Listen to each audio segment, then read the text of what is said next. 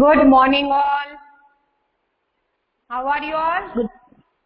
We are fine. Good morning. How are you, ma'am? I'm fine. Very good. I'm also fine, beta. Ma'am, when Okay. you start? हाँ, अभी start ही कर रही हूँ. कौन है ये?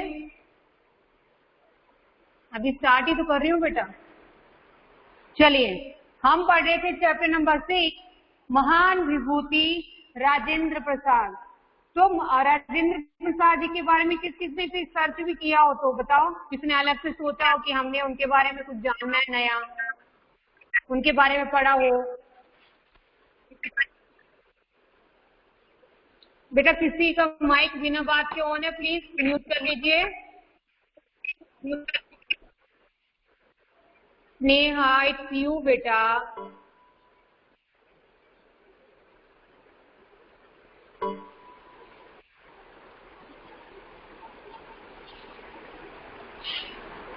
चलिए, तो आज हम स्टार्ट करते हैं अगला अपना चैप्टर. तो राजेंद्र प्रसाद जी के बारे में हमने क्या क्या जाना कल, फटाफट से कौन बताएगा. कल हमने क्या क्या पढ़ा है?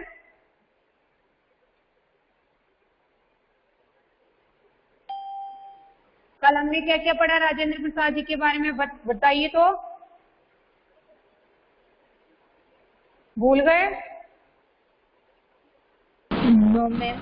No ma'am. बताइए क्या क्या पढ़ा. मैम उनका अच्छा जन्म तारीख, मेरे को उनके गुण. हाँ, तो उसमें क्या पढ़ा वही तो पूछ रही हूँ हमने. मैं वही तो पूछ रही हूँ. जन्म तारीख तो पढ़ी, तो कौन सी जन्म तारीख है, उनका जन्म कहाँ हुआ, उनके माता पिता कौन थे. यस बेटा, यू कैन. यस बेटा. मैं ऐसे ही यस बेटा. उनका जन्म 3 दिसंबर 1884 को बिहार के छोटे गांव में हुआ था. कल मैंने आपके काम भी दिया. क्या पढ़ते हैं इसको? Yes yes yes 1884. यस. चलो कंटिन्यू कीजिए. हाँ,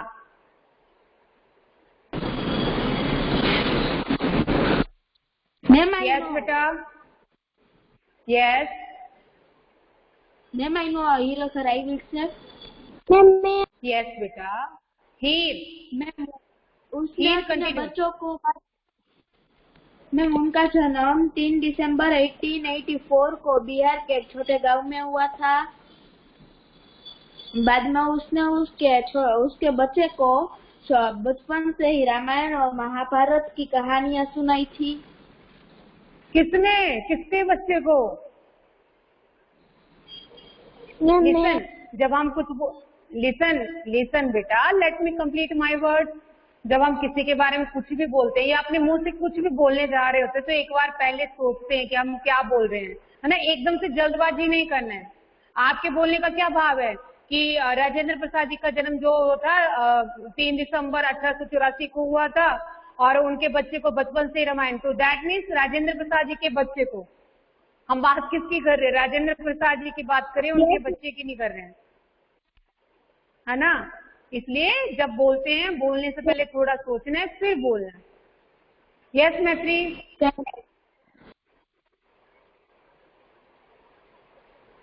मैत्री. मैम हीर बोल. मैत्री. Yes ma'am. Ma'am Rajendra Prasad हमारे देश के प्रथम राष्ट्रपति थे. उनका जन्म 3 दिसंबर 1884 को बिहार के एक छोटे से गांव जीरादेई में हुआ था. उनके पिताश्री का नाम श्री महादेव सहाय था. देख के नहीं बोलना है. मैम ठीक है. चलो फटाफट से बताइए, उनके पिता के अंदर कौन कौन से गुण थे. यस बेटा. मैं बताऊं? नहीं, पहले जिसको मैंने बोला. एक तो नाम नहीं बोलते ना, बस वही दिक्कत आ जाती है. ये मैं बताऊं, पता नहीं कितने हमारी क्लास में इतने नाम के बच्चे कहाँ होते हैं. यस बेटा, यस बेटा,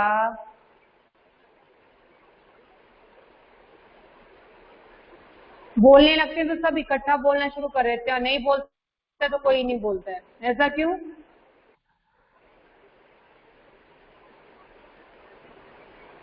कौन बोलेगा? तो उनके पिता का नाम था श्री महादेव सहाय। उनका वो क्या करते थे? आयुर्वेद और यूनानी दवाइयों का उन्हें अच्छा खासा ज्ञान था और लोगों उन्होंने सेल्फ स्टडी करके, स्वाध्ययन करके ही उन्होंने दवाइयों के बारे में जाना और लोगों का इलाज। आप बोल लीजिए। यस मनन, कंटिन्यू कीजिए मनन। मैम उनके गुण थे घुड़सवारी, कसरत और फारसी भाषा। यस उनको वो बहुत अच्छे से आते थे और यही गुण जो थे वो स्वाभाविक तौर पर राजेंद्र प्रसाद जी के अंदर भी आ गए थे। उनको भी घुड़सवारी अच्छे से आती थी, दवाइयों का अच्छा खासा नॉलेज था, फ्रांसीसी उन्हें अच्छे से आती थी, है ना ये, और कसरत भी वो किया करते थे। साथ ही साथ उनकी माँ का नाम क्या नाम था? माँ का कमलेश्वरी देवी। हाँ, तो क्या मतलब माँ क्या करती थी? मैम उनकी माँ के बच्चे राजेंद्र प्रसाद जी को महाभारत और रामायण। उनकी माता कमलेश्वरी देवी धार्मिक विचारों की महिला थी। उनका ज्यादातर समय जो था धर्म ग्रंथों को पढ़ने में ही जाता था, इसलिए वो बचपन से ही अपने बेटे को रामायण और महाभारत की कहानियां सुनाया करती थी। तो इस तरह से धार्मिक विचारों की प्रवृत्ति उनके बच्चे में अपने आप से आ गई। उनका बेटा भी अपनी माँ की तरह ही धर्म का अनुसरण किया करता था, धार्मिक विचारों वाला था। ये सारे संस्कार उसे अपने माता पिता से मिले हुए थे। उसको कहीं ढूंढने के लिए नहीं जाना पड़ा, कहीं सीखने के लिए नहीं जाना पड़ा। हाँ, ये बात अलग है, 5 वर्ष की आयु में वो कहाँ जाते थे? 5 वर्ष की आयु में वो कहाँ जाते थे? किस लिए?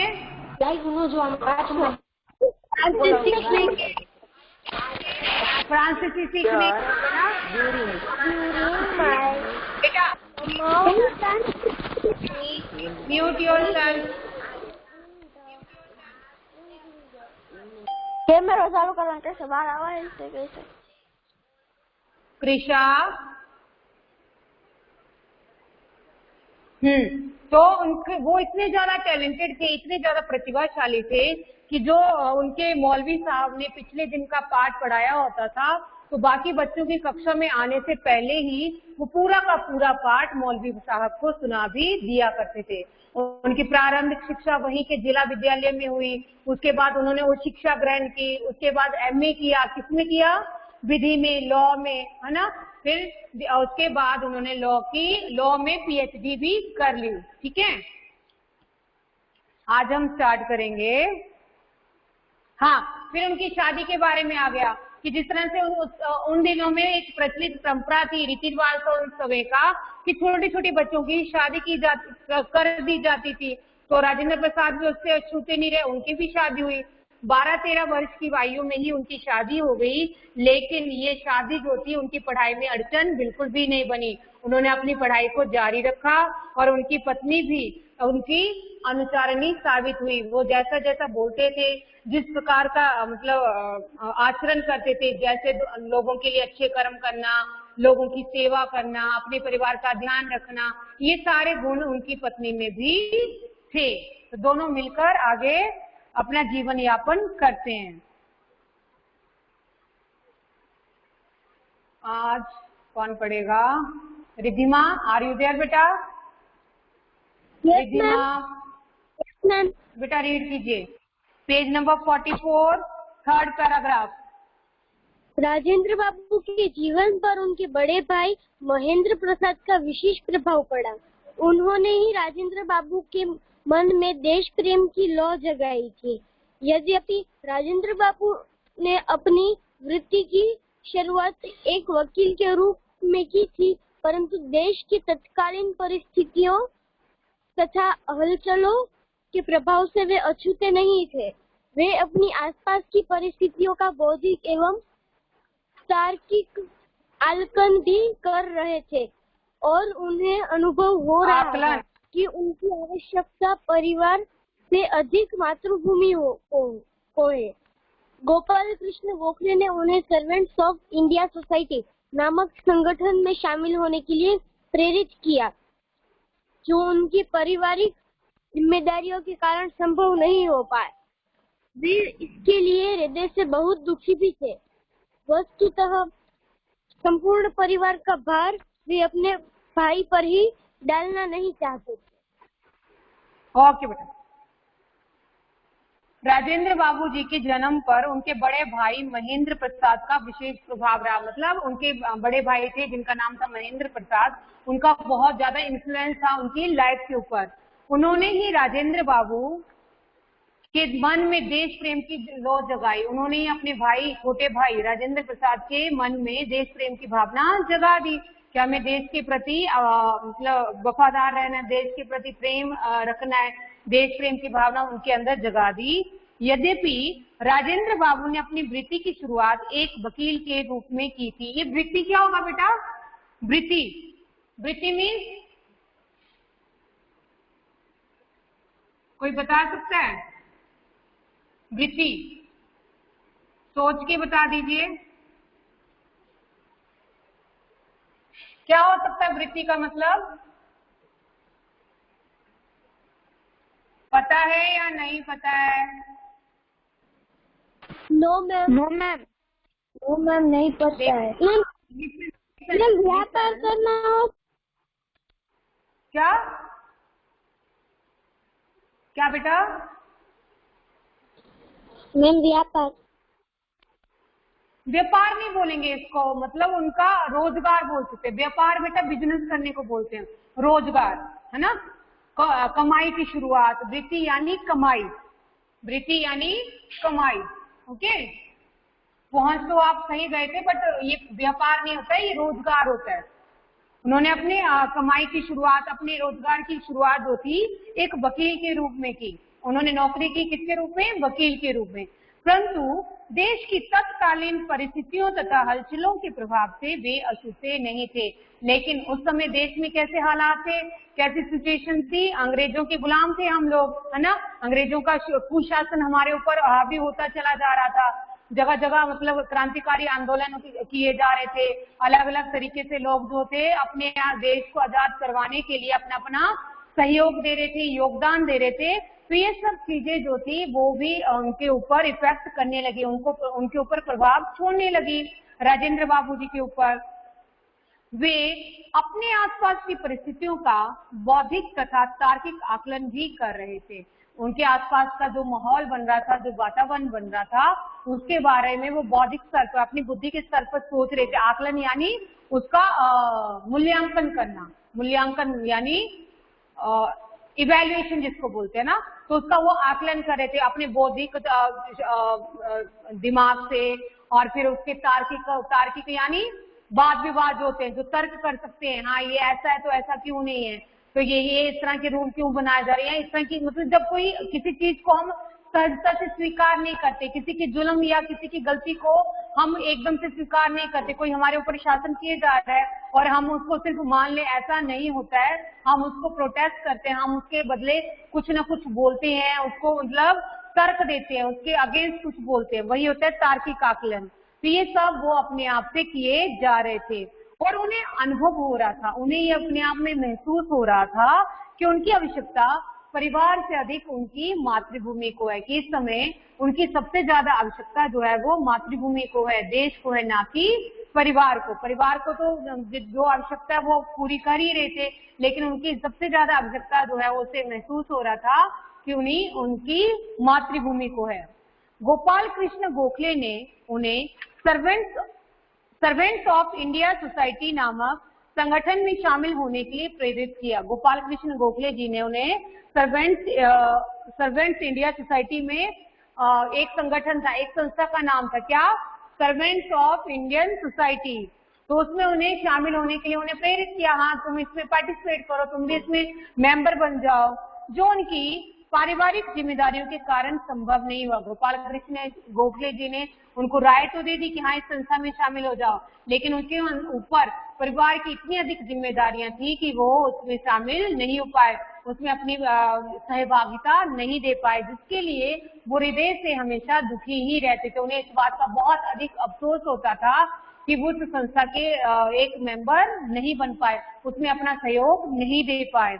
वस्तुतः संपूर्ण परिवार का भार वे अपने भाई पर ही डालना नहीं चाहते थे, और सही बात तो यही थी, असली बात तो यही थी कि वो अपने परिवार की जिम्मेदारियों का बोझ जो है, वो भार जो है, वो सिर्फ अपने बड़े भाई पर ही डालना नहीं चाहते थे। किस तरह का बोझ आ जाता उनके ऊपर? उनके भरण पोषण का, उनकी अदर नीड्स को पूरा करने का उनके बड़े भाई पे ही आ जाता असर। अगर वो अपने आप को संस्था में मतलब सहयोग के लिए या सहभागिता के लिए उपस्थित कर देते, तो वो पीछे से अपनी परिवार की जिम्मेदारियां नहीं निभा पाते, उनको उस तरह से रुपया पैसा या उनकी जरूरतों को पूरा नहीं कर पाते, तो अल्टीमेटली उनके परिवार का बोझ पूरा का पूरा जो था उनके भाई के ऊपर आ जाना था, जो उनसे नहीं हो रहा था। इसलिए वो अपनी पारिवारिक जिम्मेदारियों को मतलब निभाते हुए वापस उसमें नहीं गए।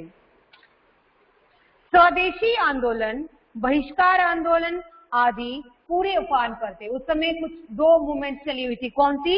स्वदेशी आंदोलन और बहिष्कार आंदोलन। स्वदेशी के बारे में पता है? स्वदेशी आंदोलन क्या था? स्वदेशी आंदोलन में क्या होता था और बहिष्कार में?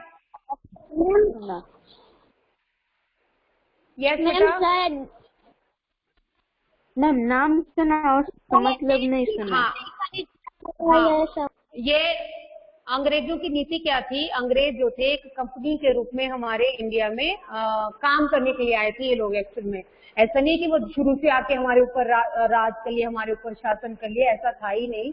वो लोग आए, उन्होंने धीरे धीरे अपनी कंपनी वहां पे अपना कंपनी का प्लांट लगाया, अपनी कंपनी चलाई, और धीरे धीरे हमारे ऊपर वो रूल चलाने लग पड़े। अपने मतलब उनका दबदबा उन्होंने इतना अधिक कायम कर लिया कि हम पर वो शासन करना शुरू कर दिए। तो क्या करते थे?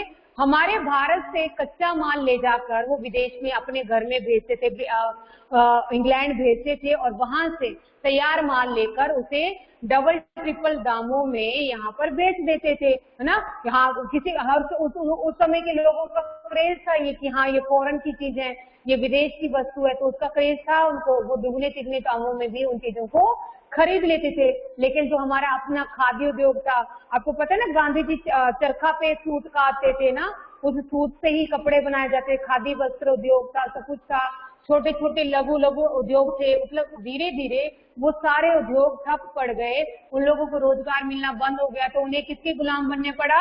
अंग्रेजों का, उनकी फैक्ट्रीज में काम करने पड़ा। तो इस तरह से अपने देश को सुदृढ़ बनाने के लिए, अपने लोगों को ताकतवर बनाने के लिए ये गांधी जी ने ये मुहिम चलाई थी, स्वदेशी अपनाओ और विदेशी को भगाओ। दैट मीन्स अपने देश में बनी हुई जो निर्मित चीजें हैं उनको ही आपको यूज करना है, उनको ही खरीदना है, और विदेश से आने वाली जितनी भी चीजें हैं उनका बहिष्कार करना है। तो इसमें बहुत सारे लोग शामिल हुए थे, उन्होंने स्वदेशी को अपनाया था। अपने देश में जो चीजें बनती थी या अपने देश में निर्मित होने वाली जो चीजें थी उनको अपनाकर, उनके पास यदि विदेश से विदेशी प्रोडक्ट कोई खरीदा हुआ होता भी था तो सारा अंदर से निकाल कर उसको आग में झोंक देते थे, उसकी बहुत बड़ी होली जलाते थे, उन कपड़ों की सामान की वो होली जला देते थे वहां पे। ये थी वो मूवमेंट, स्वदेशी अपनाओ और विदेशी भगाओ, दैट बहिष्कार आंदोलन जिसको बोलते हैं ना। बहिष्कार किस चीज का? विदेशी चीजों का, विदेशी सामान का। यस, ये सारा उस समय बड़े उफान पर था, ये सारा पूरे जोरों पर चला हुआ था। ये दोनों आंदोलन जो थे पूरे जोर शोर पर चले थे। हर कोई जो है वो विदेशी को छोड़ रहा था और स्वदेशी को अपना रहा था। ये चीजें पहले समझ में नहीं आ रही थी कि हम कैसे इनके और अधिक गुलाम बनते चले जा रहे हैं, ये कैसे अंग्रेज हमारे ऊपर इतना अधिक शासन करते चले आ रहे हैं। धीरे धीरे जब हमें इस बात की समझ आने लगी, गांधी जी को इस चीज का आभास होने लगा, तो उन्होंने हम सभी को ये सारा आंदोलन में शामिल होने के लिए कहा। राजेंद्र प्रसाद भी अब इनसे अछूते ना रह सके। अब राजेंद्र प्रसाद भी इससे अछूते नहीं थे, उनको भी ये चीजें इफेक्ट करने लगी, वो भी इसमें शामिल हुए। जब विदेशी वस्तुओं की होली जलाने का समय आया, जब उन्होंने वो आग जलाकर होली जलाना, मतलब उन विदेशी सामान को आग जलाना, तो जब विदेशी वस्तुओं की होली जलाने का समय आया, उसमें आग लगाने का समय आया, तो उनके पास कोई भी विदेशी वस्त्र ना था। देखो कितनी अचंभे की बात है ना, सब लोग अपने अपने घरों से विदेशी सामान ला ला के वहां पे होली मतलब उसकी होली जला रहे थे, उसकी आग में डाल रहे थे उसको। लेकिन जब उन्होंने अपने पास देखा, अपने घर में देखा, तो उनके पास एक भी विदेशी सामान नहीं था।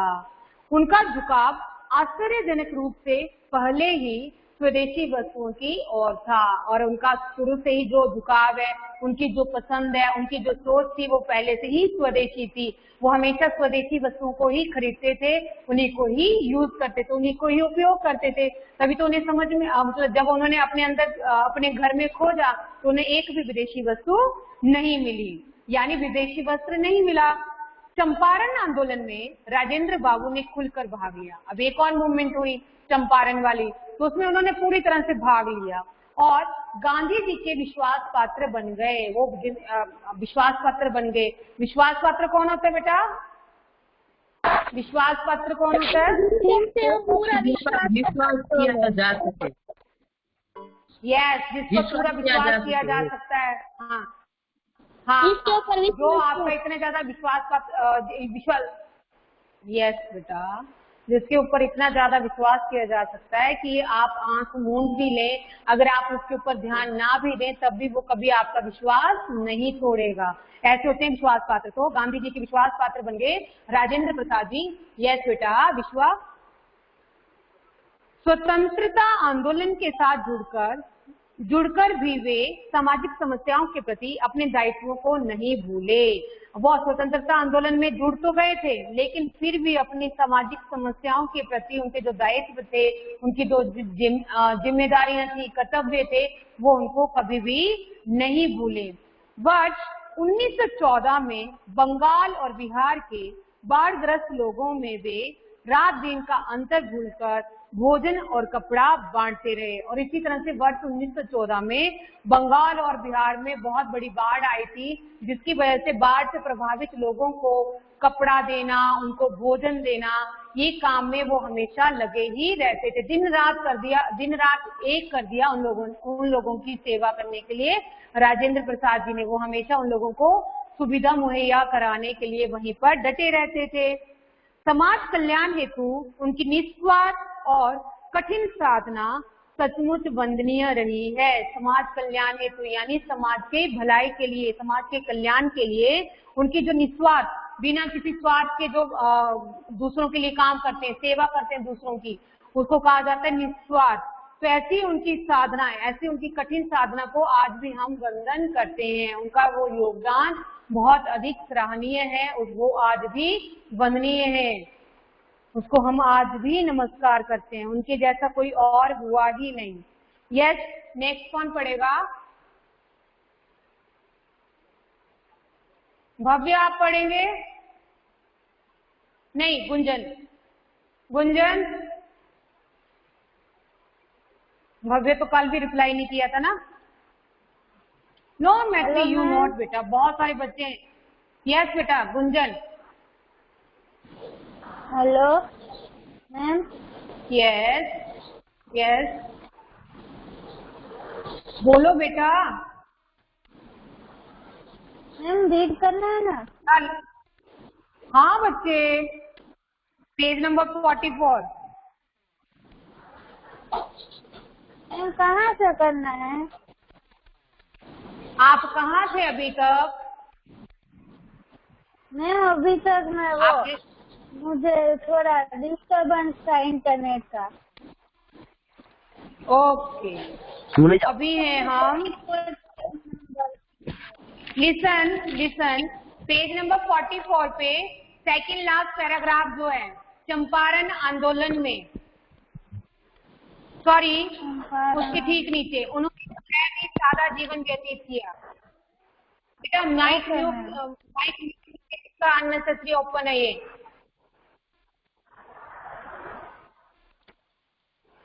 शिवम आपका माइक क्यों ऑन था?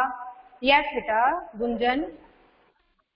उन्होंने सदैव ही सादा जीवन व्यतीत किया।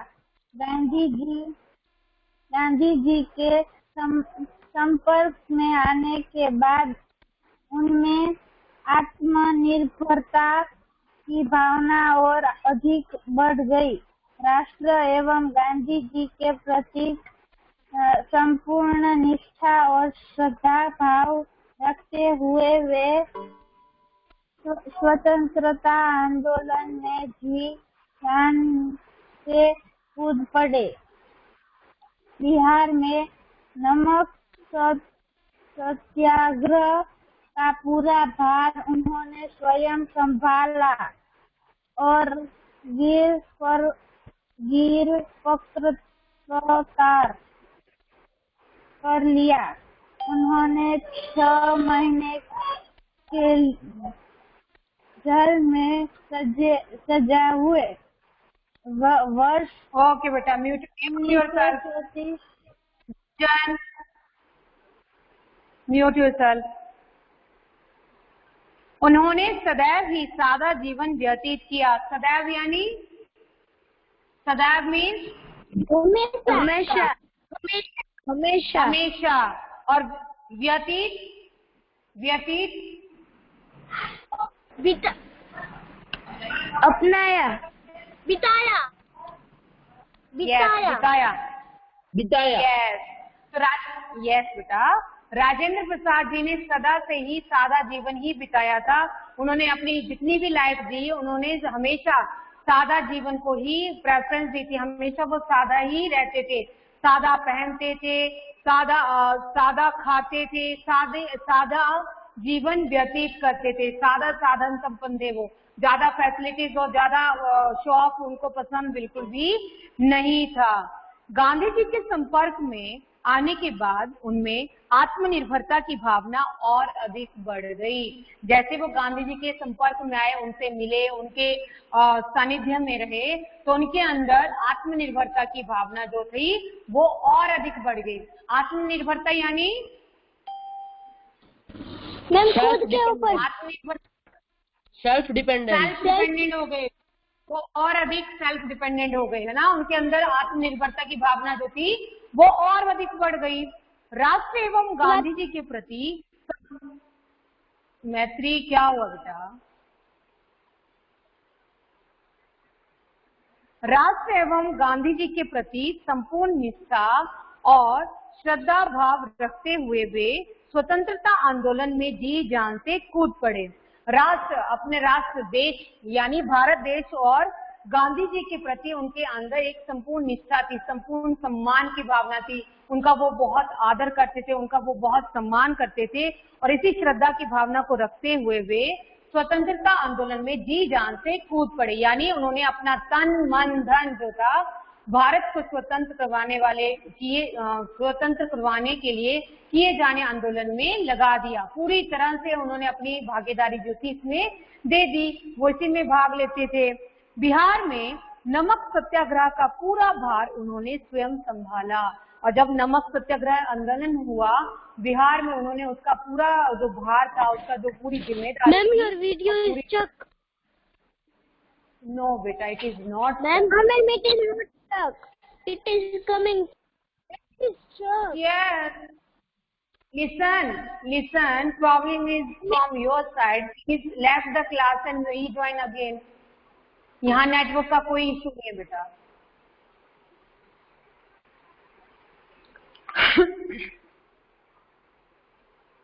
बिहार में जब नमक सत्याग्रह आंदोलन हुआ तो उसका पूरा जो भार था, उसकी पूरी जिम्मेदारी जो थी वो राजेंद्र प्रसाद जी ने खुद संभाली थी, और इसीलिए वो उनको गिरफ्तार भी कर लिया गया। उन्हें 6 महीने की जेल की सजा हुई, और उनको पकड़े जाने के बाद उनके ऊपर जो मतलब एलिगेशन लगा, उनके ऊपर जो आरोप लगा, उसके बदले में उन्हें पूरे 6 महीने जेल में बिताने पड़े। उन्हें 6 महीने जेल की सजा हो गई।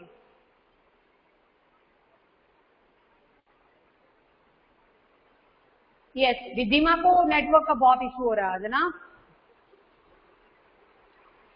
ओके, वर्ष 1934 में उन्हें अपने भाई की मृत्यु से गहरा आघात लगा।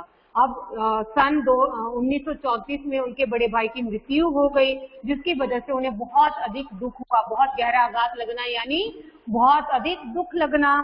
परंतु स्वतंत्रता आंदोलन से उन्होंने अपने पांव पीछे नहीं खींचे, लेकिन उन्होंने स्वतंत्रता आंदोलन में अपनी हिस्सेदारी वैसे ही बनाए रखी जैसे वो पहले बनाए रखते थे। वो इससे पीछे नहीं हटे कि मैं अब स्वतंत्रता आंदोलन में नहीं जाऊंगा, उसमें भागीदारी नहीं करूंगा, उसमें हिस्सा नहीं लूंगा, ऐसा उन्होंने बिल्कुल नहीं किया। लेकिन अपने भाई की मृत्यु के बाद उन्हें बहुत अधिक धक्का लगा, बहुत गहरा आघात लगा, बहुत अधिक दुख पहुंचा। 1939 से 1947 तक के वर्ष उनके लिए विशेष रूप से उल्लेखनीय है। 1939 से लेकर 1947 यानी हमारे स्वतंत्रता दिवस तक उनके जो योगदान रहा 1939 से लेकर 1947 तक का, ये उनका पूरा योगदान जो था बहुत अधिक उल्लेखनीय है, यानी उनका बहुत अधिक वर्णन किया जा सकता है। वो बहुत ज्यादा इम्पोर्टेंट रहा है, बहुत ज्यादा महत्वपूर्ण रहा है। स्वतंत्रता आंदोलन स्वशासन की ओर पग बढ़ा रहा था। उनके स्वतंत्रता आंदोलन जो भागीदारी उन लोगों ने की थी, जिस तरह से उन्होंने स्वतंत्रता आंदोलन चलाया था, वो अब धीरे धीरे स्वशासन की ओर बढ़ता चला आ रहा था। धीरे धीरे भारत जो था अपने शासन की ओर यानी आजादी की ओर बढ़ने जा रहा था, बढ़ता ही चला जा रहा था। विदेशी शासकों के अत्याचार भी बढ़ रहे थे और इसी बीच विदेशी शासक यानी अंग्रेजों के अत्याचार, उनके जो जुर्म थे, उनका जो जुल्म था हमारे भारतीयों के ऊपर, वो और अधिक बढ़ता चला जा रहा था। और इसी समय एक और गहरी चोट उन्हें लगी और इसी समय उनके जीवन में एक और दुखद घटना हुई। वो घटना क्या थी? वह थी जीरादेई में भड़के दंगे। और वह बहुत बड़ा दंगा हुआ था जीरादेई में। जीरादेई क्या था? जीरादेई कौन सी जगह थी बेटा? हमने पहले भी पढ़ा जीरादेई के बारे में। ये कौन सी जगह थी? मैम जहाँ पर उनका जन्म हुआ था। यस, उनका जन्म स्थान, उनका बर्थ प्लेस जीरादेई। तो ये गहरा आघात उनको पहुंचा कि उनके जीरादेई में बहुत बड़ा दंगा भड़क गया। यह विभाजन की विडंबना थी। और ये किस लिए हुआ था? विभाजन के कारण। विभाजन किसका हुआ था? किसका विभाजन हुआ था बेटा? विभाजन हुआ था ना स्वतंत्रता से पहले, हिंदू और डिवाइडेशन। हिंदू और मुसलमानों का नहीं हुआ था। अगर ऐसे होता हिंदू और मुसलमानों का अगर डिवाइडेशन होता तो मुस्लिम तो यहाँ पे होते ही नहीं, वो तो अपने देश पाकिस्तान चले गए होते, है ना? अगर उनका डिवाइडेशन होता तो ये भारत देश जो था तो सिर्फ हिंदुओं का देश होना था। पाकिस्तान, भारत, यस, भारत और पाकिस्तान जब बट गया, उसका जब विभाजन हो गया, उस समय पर ये दंगा बहुत अधिक जोरों पर भड़का था। क्योंकि अंग्रेज जाते जाते, वैसे भी अंग्रेजों की नीति थी, वो इस नीति पर ही शासन करते चले आ रहे थे कि फूट डालो और शासन करो। उन्होंने जाते जाते भी अपनी ये सोच नहीं बदली। उन्होंने जाते जाते भी ये करामात दिखाई ही दी कि भारत और पाकिस्तान को उन्होंने अलग करवा के रख दिया। उन्होंने ऐसी फूट डाली, ऐसा उनके बीच में दरार पैदा की कि भारत और पाकिस्तान को अलग करके रख दिया। आप समझते हो, अगर भारत और पाकिस्तान का वो डिवाइडेशन ना होता, वो विभाजन ना होता, तो आज कैसा होता हमारा भारत? हमारा भारत कैसा होता? बड़ा होता और सबके लिए एक प्रेरणा होता और सबके लिए एक समान होता। बड़ा होता और शायद दुनिया का सबसे शक्तिशाली देश होता, सबसे ज्यादा शक्तिशाली देश होता ना। अभी तो ये जो पार्टीशन हुआ उसकी वजह से हमारे लोग अलग हुए, हमारी कैपेबिलिटीज अलग हो गई, हमारे अंदर मतलब अब है तो वो भी भारत से ही जुड़े हुए, भारत के ही लोग थे, लेकिन वो जब डिवाइडेशन हो गया तो दोनों की शक्तियां कमजोर पड़ गई, दोनों ही कमजोर पड़ गए। अब मान लो किसी फैमिली में 4 लोगों की फैमिली है ना, जिसमें 4 बेटे हैं, किसी माँ बाप के 4 बेटे हैं, तो जो चारों बेटे अलग होते हैं, 2-2 अलग अलग हो गए, तो कैसा होगा? उनका परिवार इकट्ठा थोड़ी ना रह पाया, उनकी शक्ति तो बिखर गई। वो संगठन में शक्ति होती है, सुने ना, संगठन में शक्ति होती है, सुने ना आपने, यूनियन स्ट्रेंथ। यस मैम, वही बात नहीं, यहाँ पे यूनियन स्ट्रेंथ की बात, यूनियन स्ट्रेंथ उसकी बात करी मैं। अनेकता में एकता तो वो होता कि ये डिवाइडेशन ना होता, तब होता वो अनेकता में एकता। ठीक है, ये है यूनियन स्ट्रेंथ, एकता में, संगठन में शक्ति है। तो ये नहीं होता तो बात ही कुछ और होती ना। ये हमारे देश में जो इतने मतलब आतंकवाद फैला हुआ है, इतने ज्यादा ये हम लोगों ने ये सब कुछ देखा है, दंगे फसाद आतंकवाद, तो ये भी नहीं होता नेचुरली। होता क्या, हमारा देश सबसे अधिक शांति प्रिय होता और हम लोग दूसरों से बढ़कर एक बहुत एक नई पहचान लेकर खड़े होते।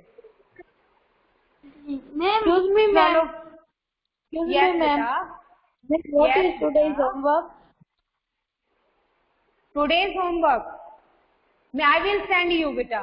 कल का आपने कर लिए शब्दार्थ और कठिन शब्द कर लिए? Yes ma'am. I will send today's homework, क्योंकि आज हमारा चैप्टर तो कंप्लीट हुआ नहीं है, तो क्वेश्चन आंसर भी नहीं आप लोगों को दे सकते हैं। तो अभी के लिए पेज नंबर 46 सुन लो आप लोग, मैं बताई दूं। पेज नंबर 46 पे ये अर्थ ग्रहण संबंधी प्रश्न है ना, ये आपको करना है रफ नोटबुक पे। What is the homework? अर्थ ग्रहण संबंधी प्रश्न, दैट मीन्स 3 पैसेज है, ये 3 पैसेज है आपका, उसको आपको सॉल्व करना है आपकी रफ नोटबुक में। अभी वर्कशीट नहीं आई है ना, इसलिए आपको ये अपनी नहीं आई, ये आपको अपनी रफ नोटबुक में करना है। Okay ma'am. हाँ, yes ma'am. And listen carefully.